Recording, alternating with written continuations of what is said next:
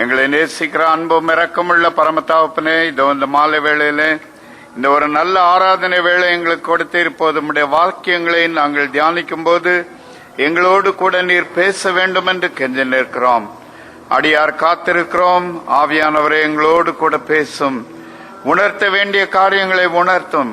நாங்கள் சீர்படுத்த வேண்டியவற்றை சீர்படுத்தி உம்மோடு எங்களுடைய உறவுகளை சீர்படுத்தி கொண்டவர்களாய் உம்மோடு நெருங்கி நடக்க கிருபை தாரும். இயேசு கிறிஸ்துவின் நிமித்தம் வேண்டிக் கொள்ளுகிறோம் பிதாவே, ஆமென். யூதர்கள் நியாயப்பிரமாணத்திற்கு அடிமைகளாகி இருந்தார்கள். நியாயப்பிரமாணம் ஒரு நல்ல நோக்கத்தோடு கொடுக்கப்பட்டது. இந்த நியாயப்பிரமாணம் நாம் கடைபிடிக்க வேண்டிய ஒரு காரியங்கள். ஆனால் அதே நேரத்தில் அந்த நியாயப்பிரமாணத்தை மாத்திரம் பற்றி பிடித்துக் கொண்டு தேவன் கொடுத்த கட்டளைகளை நாம் கைவிட்டு விடுவோம் என்றால் பிரயோஜனமே இல்லை. ஆகவே தேவன் புதிய ஏற்பாட்டில் வரும்போது இயேசு கிறிஸ்து நியாயப்பிரமாணத்தை புதுப்பிக்கிறார். பழைய ஏற்பாட்டுகளிலே 10 கற்பனைகளிலே நீ விபச்சாரம் செய்யாதிருப்பாயாக, விபச்சாரம் செய்கிறவனை கண்டுபிடிக்கப்பட்டால் அந்த ஆணும் பெண்ணும் கல்லெறிந்து கொல்லப்பட வேண்டும். ரொம்ப கடுமையான ஒரு காரியம்.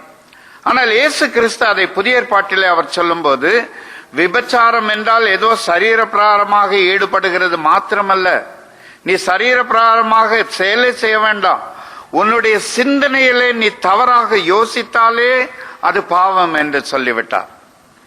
ஆகவே இது கட்டளை மாத்திரம் அல்ல, என்னுடைய செய்கை, என்னுடைய சிந்தனை, இவை அனைத்துமே அது தேவனுக்கு உகந்ததாக, தேவனுக்கு பிரியமானதாக இருக்க வேண்டும் என்று சொல்லி தேவன் விரும்புகிறார்.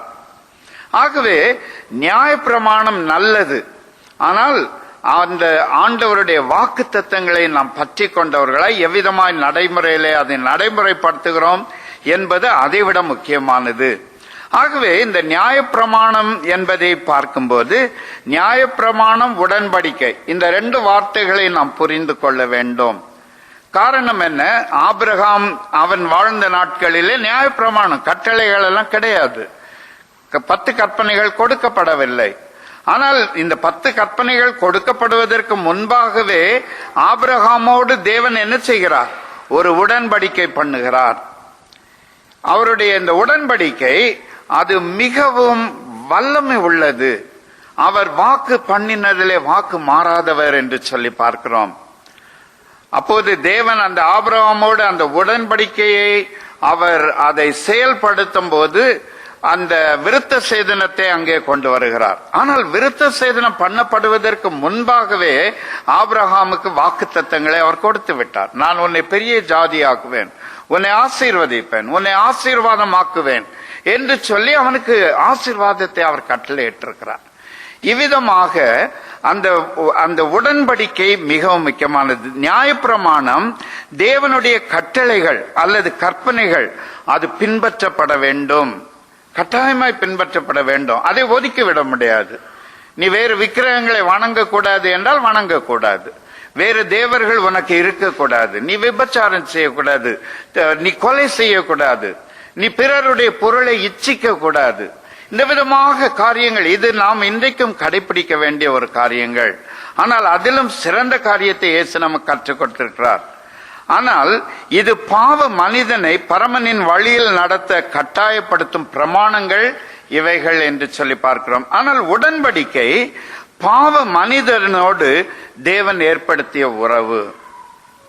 மனிதன் ஆபிரகாமை குறித்து ஒருவேளை ஆரம்பம், அவனுடைய பிதா, அவனுடைய தாப்பன் தேராகு எப்படிப்பட்டவனாய் இருந்தான் என்பதற்கு வேதத்திலே அதிகமான அத்தாட்சி இல்லை என்றாலும் சரித்திர ஆசிரியர்கள் என்ன கூறுகிறார்கள்? அவர் விக்கிரகங்களை செய்து விக்கிரகங்களை வழிபட்டு கொண்டிருந்த ஒரு மனிதன். ஆனால் அந்த விதமான குடும்பத்தில் இருந்து ஒரு மனிதனை தேவன் பிரித்தெடுத்து, நீ உன்னுடைய தகப்பனுடைய வீட்டில் இருந்தும் உன்னுடைய சுத்தத்தார் இடத்தில் இருந்து நீ பிரிந்து வா, உன்னை நான் காண்பிக்கிற தேசத்திற்கு நீ போ என்று சொல்லி அவனை அழைத்து அவனை கொண்டு வந்து அவனுக்கு ஒரு தேசத்தை வாக்கு கொடுத்து, இதை நான் உனக்கும் உன்னுடைய சந்ததிக்கும் நான் கொடுப்பேன் என்று வாக்கு கொடுக்கிறார். ஆகவே இந்த ஆபிரகாம் அந்த விதமாக ஒரு சாதாரண மனிதனோடு தேவன் ஏற்படுத்திய உறவு, உடன்படிக்கையை அவர் வார்த்தையினால் கொடுத்து வாக்குத்தத்தங்களை அது நினைவுபடுத்துகிறார். இந்த வார்த்தை என்று சொல்லுகிறோமே, இன்றைக்கு நமக்கு தலைப்பு நியாயப்பிரமாணம் அல்லது சட்டம் அல்ல, தேவ வார்த்தை. வார்த்தை என்பது யாரை குறிக்கிறது? இயேசுவை, இல்லையா? யோவான் எழுதின சுவிசேஷத்தின் 1வது அதிகாரத்தில் யோவான் அவருடைய சுவிசேஷத்தை ஆரம்பிப்பதே என்ன சொல்லுகிறார்? ஆதியிலே வார்த்தை இருந்தது, அந்த வார்த்தை தேவனோடு இருந்தது, அந்த வார்த்தை தேவனாய் இருந்தது என்று சொல்லி, அந்த வார்த்தை என்பது கிறிஸ்து என்பதை பின்பு தன்னுடைய அந்த சுவிசேஷத்திலே மிக அழகாக அவர் தெளிவுபடுத்துகிறார். ஆகவே நியாயப்பிரமாணம் பழைய ஏற்பாட்டிலே தேவனால் கொடுக்கப்பட்டிருந்தாலும் புதிய ஏற்பாட்டிலே வந்த கிறிஸ்து, அந்த வார்த்தை, அவர் நம்முடைய வாழ்க்கையில் முக்கியமானவராய் காணப்படுகிறாராம். ஏனென்றால் நான் கிறிஸ்துவுக்கு கீழ்ப்படிந்தால் நிச்சயமாய் இந்த சட்டதிட்டங்களுக்கும் என்ன செய்வேன்? கீழ்ப்படிவேன். இது நம்மை நாமே கேட்டுக்கொள்ள வேண்டிய ஒரு கேள்வி. இந்த வார்த்தையை குறித்து 3 காரியங்களை இந்த இரவிலே நாம் சிந்திக்க இருக்கிறோம். முதலாவது காரியம், வார்த்தை வாக்குத்தத்தத்தை நினைவூட்டுகிறது. Word reminds us of the promises. இயேசு கிறிஸ்து என்று சொன்ன உடனே நமக்கு தைரியம் கொடுக்கிற ஒரு காரியம் என்னது? அவருடைய வாக்குத்தத்தங்கள். இப்போ உங்களுக்கு இயேசு கொடுத்த வாக்குத்தத்தத்தில் எது மிகவும் சிறந்தது என்று நினைக்கிறீர்கள் என்று கேட்டால் என்ன சொல்லுவீங்க? எது? சத்தமா சொல்லுமா? உலகத்தின், சரி சத்தமா சொல்லுங்க. ஓகே, எது சொன்னாங்க? உன்னை விட்டு விலகுவதும் இல்லை உன்னை. அது யார் சொன்னது? இயேசுவானவர் சொன்னாரா? பழைய ஏற்பாட்டில் இருக்குதா புதிய ஏற்பாட்டில் இருக்குதா? பழைய ஏற்பாட்டில் இயேசுவானவர் எங்க இருந்து வந்தார் தெரியல. சரி, நான் உன்னை விட்டு விலகுவதும் இல்லை கைவிடுவதும் இல்லை என்பதை இயேசு கிறிஸ்து எப்படி சொல்லுகிறார்? நான் உலகத்தின் முடிவு பரியந்தம் உன்னோடு கூட இருக்கிறேன். இந்த மலைகள் ஒழிந்து போகும், ஆனால் என்னுடைய வார்த்தைகள் ஒரு நாளும் மாறவே மாறாது என்று சொல்லுகிறார், இல்லையா? இயேசுவை நினைக்கும் போது அவருடைய பலவிதமான வாக்குத்தத்தங்களை நினைவு கூறுகிறோம். ரோமருக்கு எழுதின நிருபத்திலே பவுலப்போஸ்தலன் அவர் தேவனுடைய வாக்குத்தத்தங்களை குறித்து சொல்லும் போது அவர் என்ன சொல்லுகிறார்? ஆபிரகாமை குறித்து இங்கே குறிப்பிடுகிறார் இந்த 4வது அதிகாரத்திலே. அன்றியும் உலகத்தை சுதந்தரிப்பான் என்கிற வாக்குத்தத்தம் ஆபிரகாமுக்காவது அவன் சந்ததிக்காவது நியாயப்பிரமாணத்தினால் கிடைக்காமல் விசுவாசத்தினால் வருகிற நீதியினால் கிடைத்தது. இந்த நியாயப்பிரமாணம் எதனால் கிடைத்தது? நியாயப்பிரமாணத்தினால் கிடைக்கவில்லை, நீதியினால் கிடைத்தது. அவன் விசுவாசித்தான், அது அவனுக்கு நீதியாக எண்ணப்பட்டது என்று சொல்லி நாம் எபிரேயர்ல பார்க்கிறோம். இவ்விதமாக இந்த நியாய பிரமாணத்தை விட அவருடைய வாக்குத்தத்தங்கள், அவர் ஏற்படுத்தின உறவு, உடன்படிக்கை, இது நமக்கு மிகவும் முக்கியமான ஒன்றாக மாறுகிறது. ஆகவே இந்த வார்த்தை நமக்கு அவருடைய வாக்குத்தத்தங்களை நினைவுபடுத்துகிறது என்று சொல்லி பார்க்கிறோம். அநேக நேரங்களிலே நாம் என்ன செய்யறோம் தெரியுமா? வாக்குத்தத்தத்தை எடுத்துக்கொள்கிறோம். ஆண்டவரே இதை எனக்கு சொந்தமாக்கி தாருன்ட்டு கேட்கிறோம். வெளியில போனோடனே நமக்கே சந்தேகம்.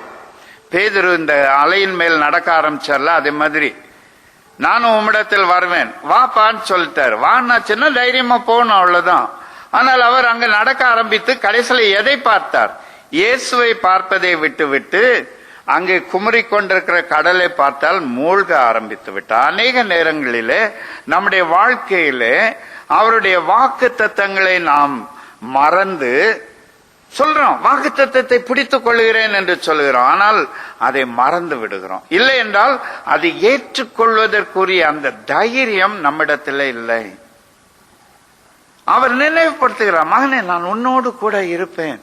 ஆனாலும் சந்தேகம் இருக்கிறாரா? அநேக வருடங்களுக்கு முன்பாக ஒரு சம்பவத்தை நான் வாசித்தேன். பக்கத்து அறையிலே படித்திருந்த ஒரு சிறு மகன், அவனுக்கு திடீரென்று இருளிலே பயம், முழித்து கொண்டான். அப்போது அவன் சொல்லுகிறான், அப்பா ஹோல்ட் பேபிஸ் ஹேண்ட், என் குழந்தையின் கையை பிடித்துக் கொள்ளுங்கள் என்று சொல்லுகிறான். உடனே இந்த மனிதன் என்ன சொல்லுகிறார்? Okay, daddy is holding babies hand. அப்பா குழந்தை உன்னுடைய கையை பிடித்து கொண்டிருக்கிறேன். அந்த குழந்தை தூங்க ஆரம்பிக்கிறது. திடீரென்று முழித்த அந்த குழந்தை, daddy are you still holding my hand? இன்னும் என்னுடைய கையை பிடிச்சிருக்கிறீங்களா? கையை பிடித்திருக்கிறார், அதெல்லாம் உணர்வு இருக்கிறது. என்றாலும் அவனுக்கு சிறு குழந்தை, அவனுக்கு ஒரு கேள்வி. அநேக நேரங்களிலே நாம் இயேசுவை ஏற்றுக்கொண்டு அவருடைய விசுவாசத்திலே வளர்ந்து வருகிறோம். எத்தனையோ வருடங்கள் ஆகிவிட்டது. இன்னும் அவருடைய அந்த வாக்கு தத்தங்களை பற்றி கொள்வதற்கு நமக்கு என்னதில்ல, தைரியம் வரல. இன்னும் சந்தேகம் வருகிறது சில நேரங்களிலே. ஒருவேளை சந்தேகப்பட்டு இந்த மாலை வேளையில யாராவது இங்கே அமர்ந்திருக்கிறோமா? அவருடைய வாக்கு தத்தங்களை பற்றி பிடித்துக் கொள்ளும். அவர் அதற்காகவே அவர் நினைப்பூட்டுகிறார். இயேசு கிறிஸ்து யோவான் 14வது அதிகாரத்திலே வாசித்து பார்க்கும்போது அவர் இந்த தன்னை தான் சிலுவையில் அறையப்படுவதற்கு முன்பாக தன்னுடைய சீஷர்களை ஆயத்தப்படுத்தி அவர்களுக்கு என்ன சொல்லுகிறார்? இந்த உலகத்திலே நீங்கள் கலங்க வேண்டாம், உங்களுக்கு நான் சமாதானத்தை கொடுக்க போகிறேன் என்றெல்லாம் சொல்லிவிட்டு அவர் சொல்லுகிறார், நான் உங்களை விட்டு போனாலும் உங்களை அனாதையா நான் என்ன செய்ய மாட்டேன், விடவே மாட்டேன். உங்களோடு கூட இருக்கும்படியாக, உங்களை சகல சத்தியத்திற்குள்ளும் வழி நடத்தும்படியாக, உங்களை கரம் பற்றி நடத்தி உங்களை போதிப்பதற்காக சத்திய ஆவியாகிய தேற்றவாளனை நான் உங்களுக்கு என்ன செய்வேன், தருவேன் என்று சொல்லுகிறார். அவர் பரலோகத்திற்கு எடுத்துக் கொள்ளப்படுவதற்கு முன்பாக அவர் என்ன சொல்லுகிறார்? நீங்கள் எருசலேமிலே காத்திருங்கள், நான் வாக்கு பண்ணின இந்த ஆவியானவரை நான் உங்கள் மேல் ஊற்றப் போகிறேன், நீங்கள் காத்திருங்கள், அவரை பெற்றுக்கொள்ள வேண்டும். அவர் நம்முடைய உள்ளத்தில் வந்து வாசமாய் இருக்கும் போது நான் கலங்க வேண்டிய தேவையில்லை. காரணம் என்ன? அவர் சத்திய ஆவியானவர், சத்தியத்திற்குள் நடத்துகிறவர், என்னை தடுமாறாமல் என்னை காத்துக் கொள்ளுகிறவர், என்னை தைரியப்படுத்துகிறவர், என்னை அக்கறையிலே கொண்டு வந்து சேர்க்கிறவர் அவர். இவர் ஆவியின் அடையாளமாக அச்சாரமாய் கொடுக்கப்பட்டிருக்கிறார் என்று பவுல் அப்போஸ்தலன் எழுதுகிறார். அச்சாரம் என்னது? ஒரு அடையாளம். இப்பெல்லாம் திருமணங்கள் முந்தி மாதிரி எல்லாம் கிடையாது. முந்தி ஒரு வருஷத்துக்கு முன்னாலே நிச்சயதார்த்தம் முடிஞ்சிடும், அது பிறகுதான் கல்யாணம் இல்லையா? சிலருக்கு இப்ப நிச்சயதார்த்தமே கிடையாது, நேர கல்யாணம் தான். ஆனாலும் என்கேஜ்மெண்ட் ஒண்ணு வைக்கிற எதுக்காக? ஒரு 2 சாரி வாங்கணும், 2 பேண்ட் வாங்கணும், ஒரு கூட ஒரு சூட் வாங்கணும். இதுக்காக ஒரு என்கேஜ்மெண்ட், ஒரு இன்சிடென்ட். அதை வச்சு அந்த போட்ட ட்ரெஸ்ஸை போட்டிருக்கிற நேரத்துக்குள்ள அதை கலத்தி வச்சுட்டு இன்னொரு ட்ரெஸ் மாத்தி கல்யாண ட்ரெஸ். இதெல்லாம் இன்னைக்கு வியாபாரமாகி போய்விட்டது.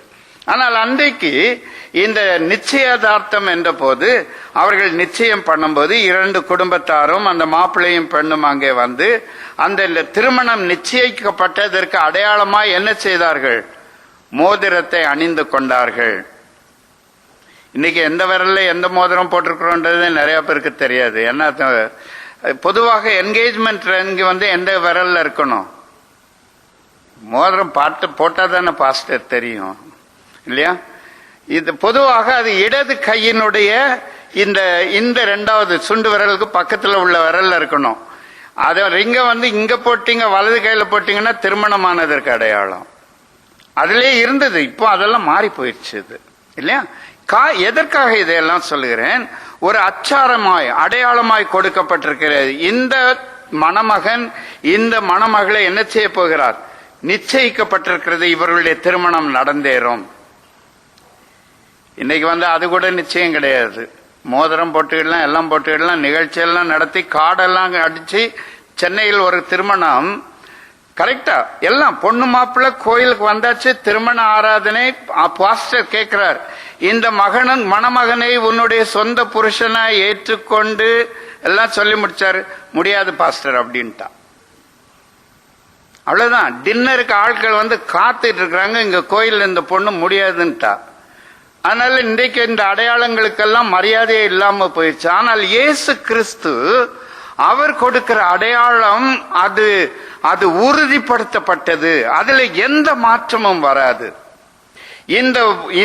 இந்த உடன்படிக்கையை, இந்த உறவை உறுதிப்படுத்துவதற்காக தன்னுடைய ஜீவனையே அவர் கொடுத்து அவர் உயிர் உள்ளவராய் இன்றைக்கு இருக்கிறார். எவ்வளவு சிறப்பான காரியம்! உங்களோடு என்னோடு கூட இந்த வாக்குத்தத்தம் பண்ணப்பட்டதை உறுதிப்படுத்துவதற்காக அவர் இந்த உலகத்தில் மானிடனாய் அவர் நம்மை நேசித்தபடியினாலே தன்னுடைய ஜீவனையே அவர் கொடுத்து, அவர் மரித்து போன தேவனாய் அல்ல, இன்றைக்கும் உயிரோடு உள்ளவராய் அவர் திரும்ப வருகிறவராய் காணப்படுகிறார். வாக்கு தத்தங்கள் நினைப்பூட்டப்படுகிறது. இரண்டாவதாக, வார்த்தை வாக்கு பண்ணினவரை நினைவூட்டுகிறது. எனக்கு வாக்கு தத்தத்தை மாத்திரமல்ல, வாக்கு பண்ணினவர் யார், நான் விசுவாசித்திருக்கிறவர் இன்னார் என்று அறிவேன் என்று பவுல் அப்போஸ்தலன் சொல்லுகிறார். I know whom I have believed. நான் யாரை நம்பி இருக்கிறேன் எனக்கு நல்லா தெரியுங்க. இது இங்கே அங்கே நான் ஓடுறதற்கு தேவையில்லை. இன்னைக்கு மனிதர்களிடத்துல இந்த நம்பிக்கை என்பதே அற்று போயிற்று. அதனால தேவனையும் சந்தேகப்படுறோம். இன்னைக்கு மனிதனை சந்தேகப்படுற மாதிரியே தேவனையும் சந்தேகப்படுறோம். தேவையில்லை. அவர் வாக்கு மாற, அவர் மனிதன் அல்ல, அவர் பொய் சொல்ல சாதாரண மனுஷன் இல்லைங்க, அவர் தேவன். வாக்கு கொடுத்தவர், வாக்கு மாறாதவர். அவரை நான் அறிந்து கொள்ள வேண்டும். நான் விசுவாசித்திருக்கிறவர் இன்னார் என்பதை நாம் அறிந்திருக்கிறோமா? நாம் அவரை அறிந்திருப்போமே என்றால் இந்த தடுமாற்றத்திற்கு என்னதே கிடையாது, இடமே கிடையாது. இந்த தடுமாற்றத்திற்கு இடமே கிடையாது. ஒரு சில வசனங்களை பார்ப்போம். 2 கொரிந்தியர் 1வது அதிகாரத்தின் 20வது வசனத்திலே இவ்விதமாய் சொல்லப்பட்டிருக்கிறது, எங்களால் தேவனுக்கு மகிமை உண்டாகும்படி தேவனுடைய வாக்கு தத்தங்கள் எல்லாம் இயேசு கிறிஸ்துவிற்குள் ஆம் என்றும் அவருக்குள் ஆமேன் என்றும் இருக்கிறது. இந்த இயேசு கிறிஸ்து அவர் வாக்கு கொடுத்தது ஆம் என்று சொல்வது மாத்திரமல்ல, ஆமேன், அப்படியே ஆக கடவது. அது அப்படி முழுமை பெற்றதாய் அதிகாரப்பூர்வம் உள்ளதா அது மாறி இருக்கிறது. இந்த வாக்கு கொடுத்தவர், அவர் வாக்கு மாறவே மாட்டார். இன்னும் எபிரேயருக்கு எழுதின நிருபத்தின் 10வது அதிகாரத்தின் 23வது வசனத்திலே, அல்லாமலும் நம்முடைய நம்பிக்கையை அறிக்கையிடுகிறதில் அசைவில்லாமல் உறுதியாய் இருக்க கடவோம். வாக்கு தத்தம் பண்ணினவர் உண்மை உள்ளவராயிருக்கிறாரே. அவர் ஆம் என்றும் ஆமேன் என்றும் உறுதிப்படுத்துகிறவர் மாத்திரமல்ல, வாக்கு தத்தம் பண்ணினவர் உண்மை உள்ளவர். அதைத்தான் 2 தீமோத்தேயு 2வது அதிகாரத்திலே அந்த 9வது வசனத்திலிருந்து பார்ப்போம் என்றால் அதிலே அவர் சொல்லுகிறார், பவுல் அப்போஸ்தலன், நீ உண்மை இல்லாதவனாய் இருந்தாலும் அவர் உண்மை உள்ளவராயிருப்பார். காரணம் என்ன? தன்னைத்தானே அவர் மறுதலிக்க முடியாது. அவர் உண்மை உள்ளவராயிருக்கிறார். அவர் வாக்கு தத்தம் பண்ணினவர் உண்மை உள்ளவர். சில நேரங்களில் நம்ம ரொம்ப அருமையான அந்த பாட்டு, எனக்கு இந்த ரொம்ப பிடித்தமான பாட்டு, வாக்கு பண்ணினவர் மாறிடார் இல்லையா? ரொம்ப அருமையான பாடல். உற்சாகமா சில நேரங்களில் பாடுகிறோம். ஆனால் அந்த அளவிற்கு அவர் மேல நம்பிக்கை இருக்கிறதா? அதுதான் முக்கியமான கேள்வி. நான் எவ்வளவு கருத்தாய் பாடுகிறேன் என்பதல்ல, நான் ஆவியோடும் பாடுவேன், கருத்தோடும் பாடுவேன். ஏன் அப்படி சொன்னா அவரு? நான் சும்மா வெறும் வாயில இல்ல, இது என்னுடைய வாழ்க்கையின் அனுபவமாக அடித்தளமாய் இது என்ன செய்திருக்கிறது, அமைந்திருக்கிறது. என்னுடைய வாழ்க்கை, என்னுடைய இந்த விசுவாசம் வெறும் அறிக்கையாக மாத்திரம் இருக்கிறதா, இல்லை என்றால் அது என்னுடைய அனுபவமாய் இருக்கிறதா? இதுதான் முக்கியமான காரியம். இது என்னுடைய வாழ்க்கை அறிக்கையாய் மாத்திரம் இருக்குமே என்றால் சந்தேகங்கள் வரும், குழப்பங்கள் வரும், பிரச்சனைகள் வரும், பின்வாங்குதல் ஏற்படும். ஆனால் அது அசையாமல் அந்த எனக்கு வாக்குத்தத்தம் பண்ணினவரை நான் நன்றாக அறிந்திருப்பேனே என்றால் எனக்கு எந்த விதமான குழப்பங்களுமே கிடையாது. நான் வாலிபனாய் இருந்த போது இயேசு கிறிஸ்துவை ஏற்றுக்கொண்டேன். 17 வயது. 21 வயதிலே நான் மிஷனரி பணிக்காலத்திற்கு சென்றேன். நான் சுமார் 24 அல்லது 25 வயது இருந்திருக்கும். அப்போது ஒரு பெரிய விபத்து ஏற்பட்டது. என்னுடைய வாழ்க்கையில கேள்வி, அன்னைக்கு காலையில ரோமர் 8வது அதிகாரத்தின் 28வது வசனத்தை வாசித்திருக்கிறேன். சகலமும் நன்மைக்கு ஏதுவாய் நடக்கிறது. யாருக்கு? அவருடைய சித்தத்தினால் அழைக்கப்பட்டு அவரில் அன்பு கூறுகிறவர்களுக்கு. ஆண்டவரே, அப்படின்னா நான் உங்களுடைய சித்தத்தினால் அழைக்கப்படலையா? அன்பு கூறலே? என்ன நடந்துச்சு இந்த விபத்து? மிகவும் மோசமான விபத்து. எனக்கு அதிகமான அடிகள் அல்ல, என்னோடு கூட இருந்தவர்கள் எல்லாரும் மிகவும் பாதிக்கப்பட்டிருந்தார்கள். அப்போது ஆண்டவரிடத்திலே சிறு வாலிபனாய் இருந்தேன். அப்போது விசுவாசத்திலே குறைவாக காணப்பட்டேன், கேள்வி கேட்டேன். ஆனால் தேவன் அன்றைக்கு ஒரு பாடத்தை கற்றுக் கொடுத்தார். அதற்கு பிறகு இன்றைக்கு வரைக்கும் நான் அவரை கேள்வி கேட்கவே இல்லை. தைரியமாய் சொல்ல முடியும், கேள்வி கேட்கவில்லை. காரணம் என்ன? என்னை அழைத்தவர் அவர் உண்மை உள்ளவர் என்பதை நான் அறிந்திருக்கிறபடினாலே. அவரை நாம் அனுபவிப்போமே என்றால் நாம் அவரை கேள்வி கேட்கவே முடியாது. ரோமர் 4வது அதிகாரத்தின் 21வது வசனத்திலே ஆபிரகாமை குறித்து மறுபடியும் பவுல் அப்போஸ்தலன் இப்படி சொல்லி இருக்கிறார், தேவன் வாக்குத்தத்தம் பண்ணினதை நிறைவேற்ற வல்லவராய் இருக்கிறார் என்று முழு நிச்சயமாய் நம்பி தேவனை மகிமைப்படுத்தி விசுவாசத்தில் வல்லவனானான். எப்படி? அவன் அந்த முழு நம்பிக்கை அவர் பேரில் வைத்தபடினாலே, அந்த முழுமையான அறிவு, அந்த தனக்கு வாக்குத்தத்தம் பண்ணினவர் யார் என்பதை அறிந்து கொண்டதுனாலே அவன் எதிலே வல்லவனானான் என்று சொல்லி இருக்கிறது? விசுவாசத்தில் வல்லவனானான். என்னை கேட்டுக்கொண்டிருக்கிற அருமையான சகோதர சகோதரிகளே, நாம் அநேக நேரங்களிலே இன்னும் குழந்தைகளைப் போல இருக்கிறோம். தேவன் சொல்லுகிறார், வேதம் சொல்லுகிறது, நீ வளர்ந்து மாற வேண்டும், நீ வளர்ச்சி அடைய வேண்டும். இவ்விதமாக வளர்ச்சி அடைவதனாலே உன் வாழ்க்கையில என்ன காணப்பட வேண்டும்? முதிர்ச்சி காணப்பட வேண்டும். உன் விசுவாசம் உறுதிப்பட வேண்டும். எப்போது இந்த விசுவாசம் உறுதிப்படும்?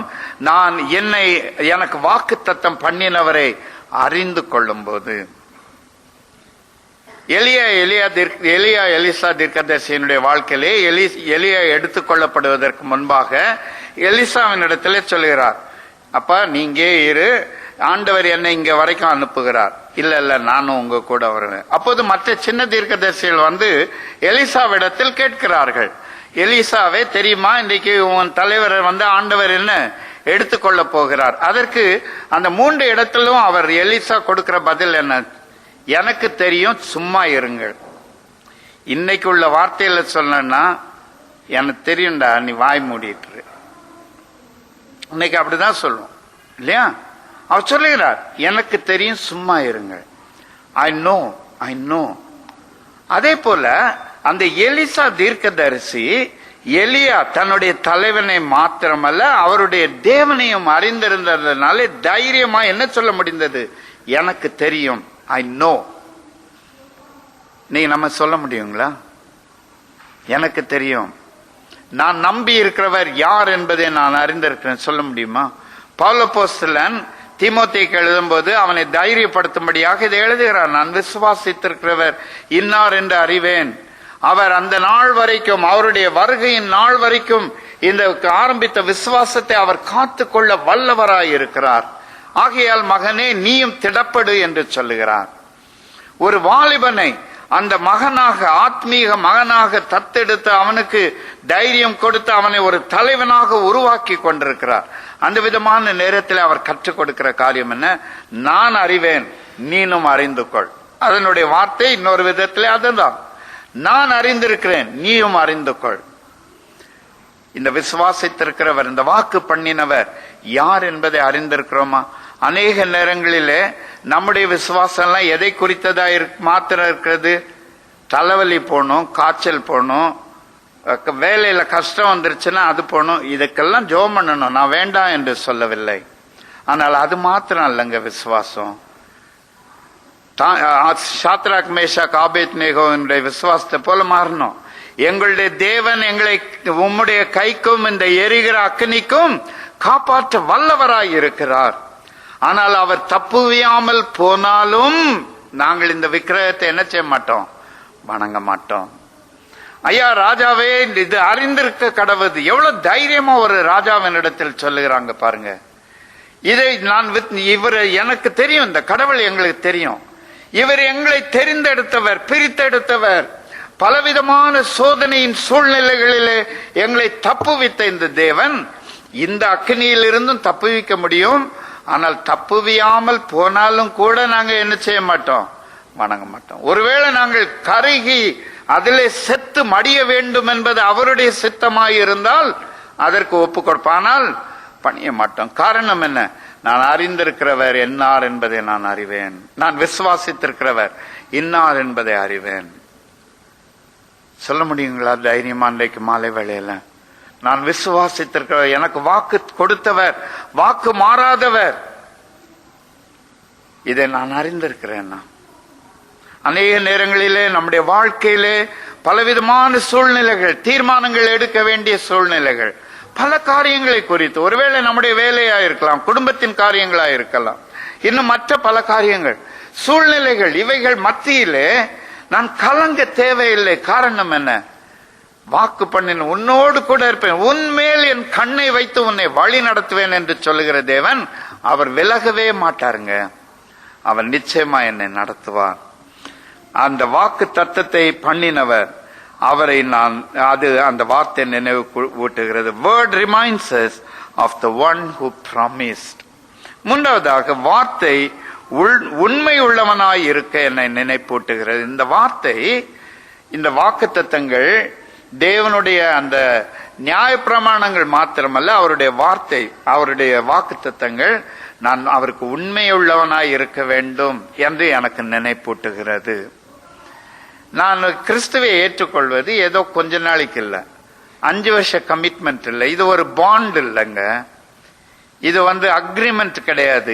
இந்த அக்ரிமெண்ட் எது? இந்த அக்ரிமெண்ட் இட்டர்னல் அக்ரிமெண்ட், கடைசி வரைக்கும். இது நித்தியத்திற்கான ஒரு உடன்படிக்கை ஏற்பாடு. இது ஆண்டவரே, நான் உமக்கா 5 வருஷம் நான் உயிரோட நான் உங்களுக்காக சாட்சியா இருப்பேன், 5 வருஷத்துக்கு பிறகு திரும்பி போயிருவேன், நீ கிறிஸ்தவனே கிடையாது. நான் என்னுடைய வாழ்க்கை ஆண்டவரே உமக்கு ஒப்பு கொடுக்கிறேன் என்றால் அது மரண பரியந்தம் என்னுடைய வாழ்க்கை யாருக்கு சொந்தம்? இந்த இயேசு கிறிஸ்துவிற்கு சொந்தம். மரண பரியந்தம், மரண பரியந்தம் என்னுடைய வாழ்க்கை அவருக்கே சொந்தம். வேதத்திலே அநேக வார்த்தைகளை பார்க்கிறோம். மார்க் 13வது அதிகாரத்தின் 13வது வசனத்திலே, என் நாமத்தின் நிமித்தம் எல்லாராலும் பகைக்கப்படுவீர்கள், முடிவு பரியந்தம் நிற்பவனே ரட்சிக்கப்படுவான். இது யாருங்க சொன்னது? பவுல் அப்போஸ்தலனும் மற்ற சீஷர்கள் இல்ல, இயேசுவே சொல்லுகிறார், முடிவு பரியந்தம் நிலைத்து நிற்பவனே ரட்சிக்கப்படுவான். நான் இந்த ஓட்டம் ஆரம்பித்திருக்கிற ஓட்டம் இன்றைக்கு நாளைக்கு உரியதல்லங்க, 45 வருஷம் இல்ல, 50 வருஷம் இல்ல, என்னுடைய வாழ்க்கையின் முடிவு பரியந்தம், அது எவ்வளவு நாளா இருந்தாலும் சரிதான்.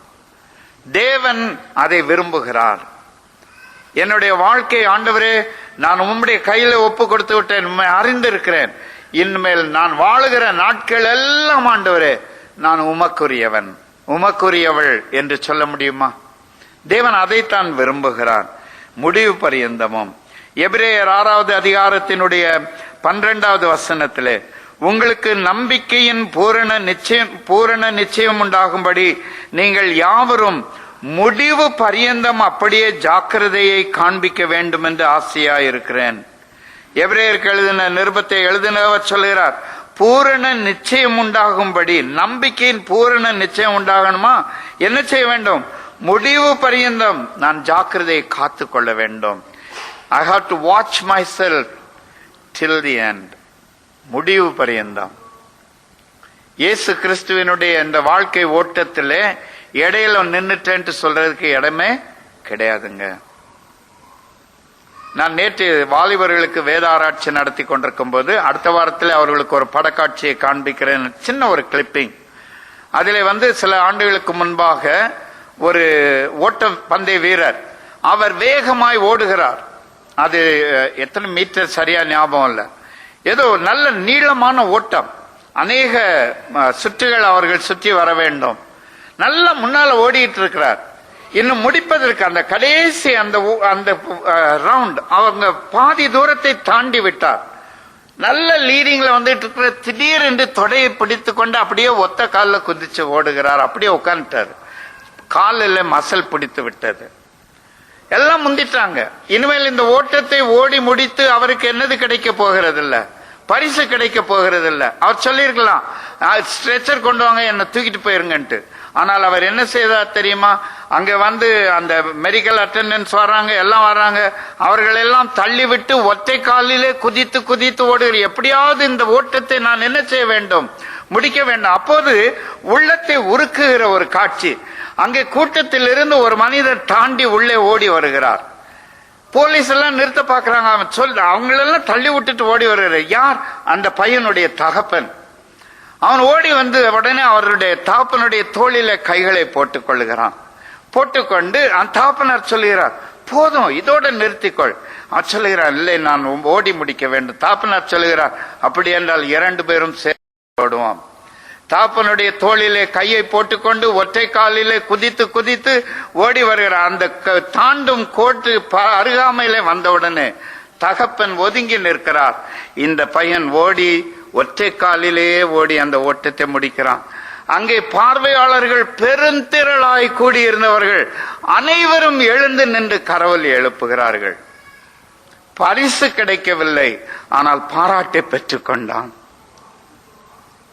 என்னை கேட்டுக்கொண்டிருக்கிற எத்தனை நேரங்களிலே நாம் சாக்கு போக்கு சொல்லுகிறோம் இல்லையா?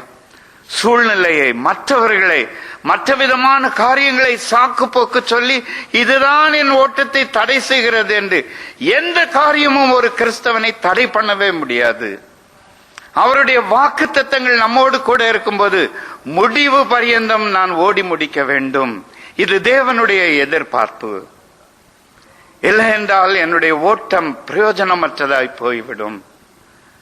நான் 45 ஆண்டுகள் ஆண்டவரோடு கூட இருக்கிறேன் என்று சொல்லி என்ன பிரயோஜனம்? என்னுடைய வாழ்க்கையின் கடைசி பகுதியிலே அதை இழந்து விடுவேன் என்றால் எனக்கும் பிரயோஜனம் இல்லை, யாருக்கும் பிரயோஜனம் இல்லை. இயேசு கிறிஸ்து அவர் ஆரம்பித்த அந்த ஓட்டத்தை, நான் என்னுடைய பிதாவின் சித்தத்தை நிறைவேற்ற வேண்டும் என்று 12 வயதிலே தன்னுடைய தாயினிடத்திலே கூறினார். 33 வயதிலே அந்த சிலுவையின் மரண பரியந்தமும் அவரை தடை செய்யக்கூடிய பலவிதமான சூழ்நிலைகள், ஆனால் என்னுடைய பிதாவின் சித்தத்தை நான் நிறைவேற்றியே தீருவேன் என்று தன்னுடைய வாழ்க்கையை முழுவதுமாய் அவர் சிலுவையில ஊற்றி கொடுத்தார். அவர்தான் நமக்கு முன்மாதிரிங்க. ஓட்டத்தை நாம் முடிவு பரியந்தமும் ஓடி முடிக்க வேண்டும். இன்னும் எபிரேயர் 3:14 நாம் எவ்விதமாய் பார்க்கணும், நாம் ஆரம்பத்திலே கொண்ட நம்பிக்கையை முடிவு பரியந்தமும் உறுதியாய் பற்றி கொண்டிருப்போம் ஆகில் கிறிஸ்துவினிடத்தில் பங்குள்ளவர்களாய் இருப்போம். எனக்கு கிறிஸ்துவிடத்தில் ஏதாவது பங்கு வேணுங்களா? எனக்கு அவரிடத்தில் ஏதாவது ஒரு பாத்தியம் வேண்டுமா? நான் கடைசி வரைக்கும் நான் என்னுடைய விசுவாசத்தை காத்துக்கொள்ள வேண்டும். என்னுடைய நம்பிக்கை முடிவு பரிந்து உறுதியாய் பற்றி கொள்ள வேண்டும். நான் பற்றி கொள்ள வேண்டும். பவுல் அப்போஸ்தலன் அவர் சொல்லுகிறது என்ன? நான் விட்டு விடக்கூடாது, நான் அவரை பற்றி பிடித்துக் கொள்ள வேண்டும். ஒருவேளை சில நேரங்களில் நம்ம கையில ஒரு செல்போனை வச்சுக்கிட்டே விளையாடிட்டு இருக்கிறோம், தூக்கம் வந்துருச்சுது, தப்புட்டு ஒரு சத்தம் கேட்கும், போன் கையில இருந்து கீழே போயிடுச்சு. அந்த சத்தம் கேட்ட பிறகுதான் எழும்புவோம். பயம் என்ன? எது அந்த போனுக்கு என்னமோ ஆயிடுச்சுதா அப்படின்றதுதான். என்ன இன்னொன்னு வாங்கணுமே பிறகு. தூங்கும்போது கை தவறி விட்டுறோம். ஆனா விசுவாசத்தை அந்த மாதிரி விடவே முடியாதுங்க. நான் இரவில் தூங்கும் போதும் சரி, பகலில் விழித்திருக்கும் போதும் இந்த விசுவாசத்தை பற்றி பிடித்துக் கொள்ள வேண்டும், அதை காத்து கொள்ள வேண்டும். I have to keep to that. I should not let it go. அதை நான் விட்டு விடவே கூடாதுங்க. அதை பற்றி பிடித்து, அப்பதான் என்னுடைய விசுவாசம் உறுதிப்படுங்க. அப்பதான் அதற்குரிய பரிசை நான் பெற்றுக்கொள்ள முடியும். நான் பற்றி பிடித்துக் கொள்ள வேண்டும்.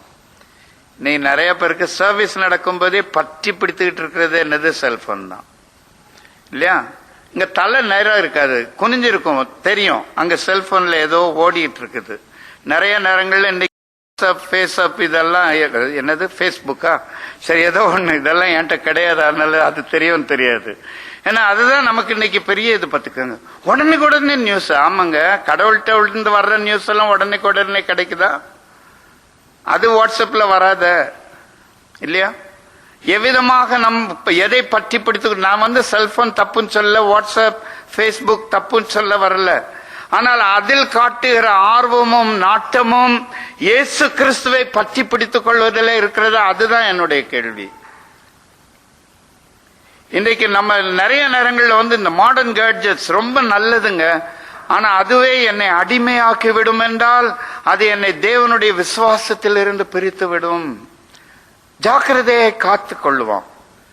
நல்ல கருவி இது, ஆனால் அது என்னை பற்றி பிடிக்காம அதை நம்ம பற்றி பிடித்து கொண்டிருக்கிறதா இருக்கணும். அது அந்த அண்டர் கண்ட்ரோல்ல இருக்கணும். இன்னைக்கு பாருங்க, சின்ன வயசுல இருந்து இந்த பிள்ளைங்க கையில இதுதான் இருக்குது.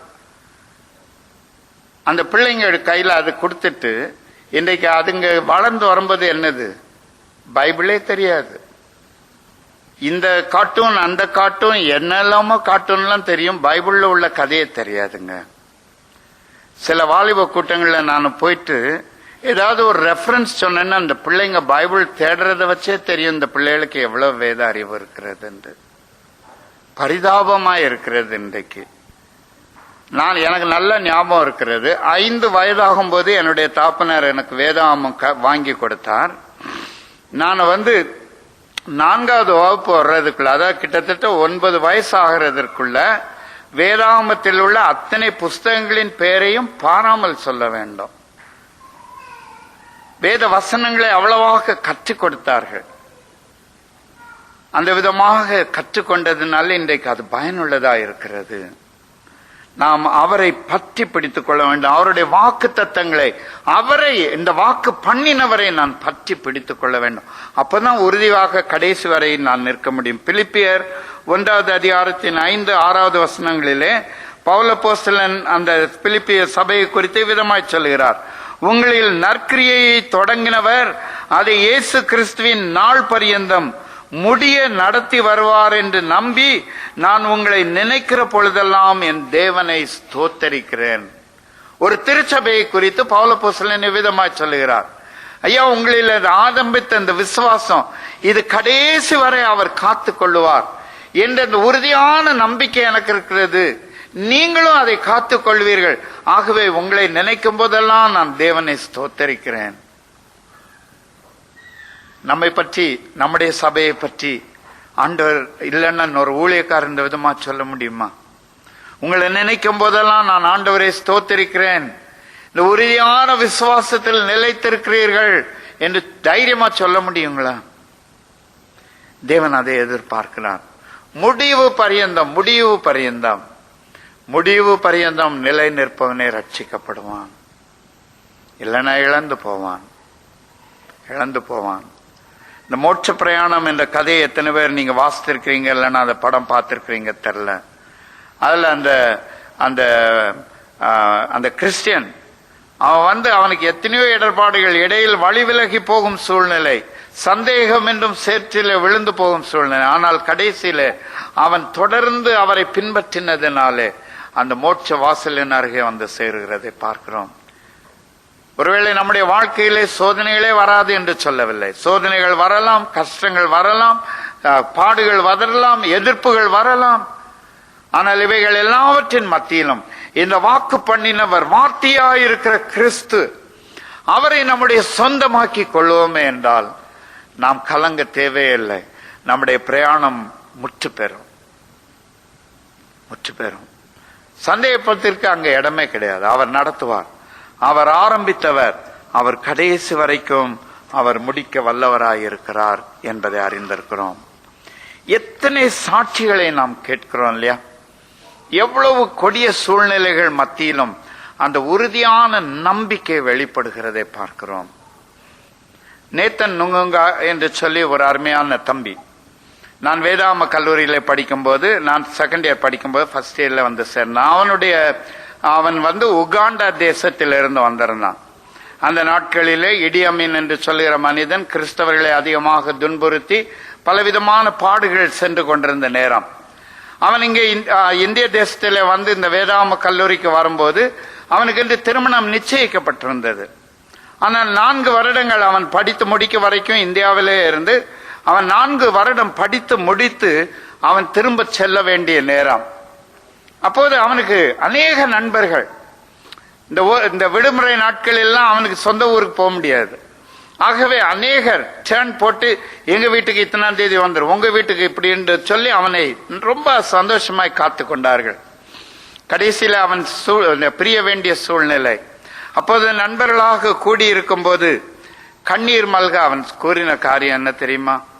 அதாவது அவனோடு கூட இருந்த நண்பர்கள் கூறினது, கண்ணீர் மல்க அவன் கூறினது, நான் உலகத்தில் அநேகமாக உங்களை பார்க்க மாட்டேன், ஆனால் அவருடைய சமூகத்திலே உங்களை பார்ப்பேன்.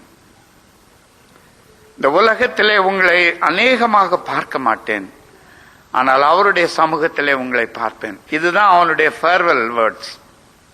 சொல்லிவிட்டு அவன் உகாண்டா தேசத்திலே போய் சேர்ந்த போது அவன் அந்த ஏர்போர்ட்ல இறங்கி வெளியே வரும்போது அவனை அரெஸ்ட் பண்ணினார்கள். அவனுடைய கண்களுக்கு முன்பாக அவனுக்கு நிச்சயிக்கப்பட்டிருந்த பெண்ணை கட்டாயப்படுத்தி இன்னொரு போர்ச்சேவகனுக்கு திருமணம் முடித்து கொடுத்தார்கள்.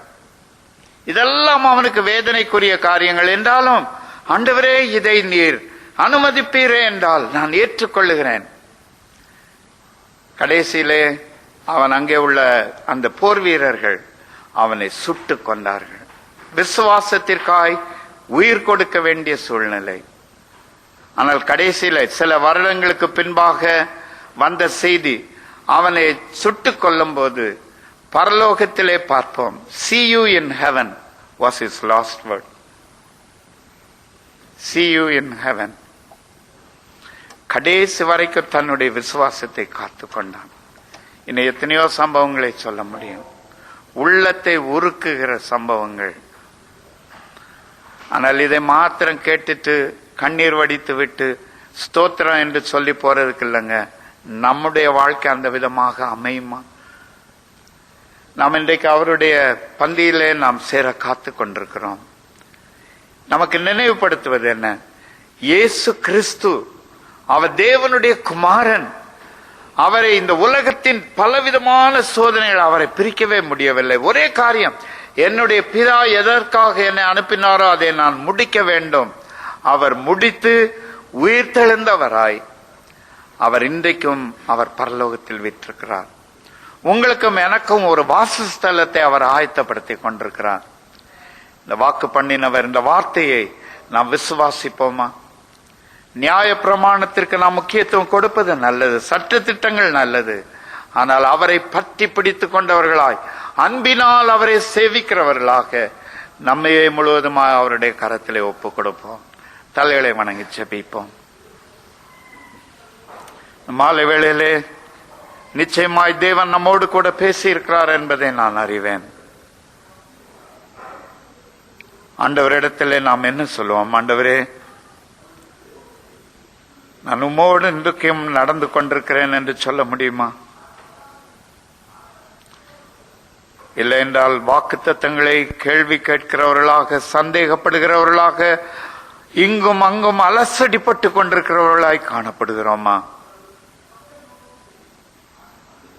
ஒருவேளை அந்த விதமான சூழ்நிலையிலே இருப்போமே என்றால் இந்த மாலை வேளையில், ஆண்டவரே, வாக்கு பண்ணினவரே, உம்மை நம்புகிறேன், உம்மை விசுவாசிக்கிறேன், உம்முடைய வாக்கு தத்தங்களை நான் பற்றி பிடித்துக் கொள்ளுகிறேன், நான் கடைசி வரைக்கும் என்னை காத்துக்கொள்ள எனக்கு உதவி செய்யும் ஆண்டவரே என்று இந்த மாலை வேளையில அவருடைய கரத்திலே நம்மை ஒப்பு கொடுப்போம்.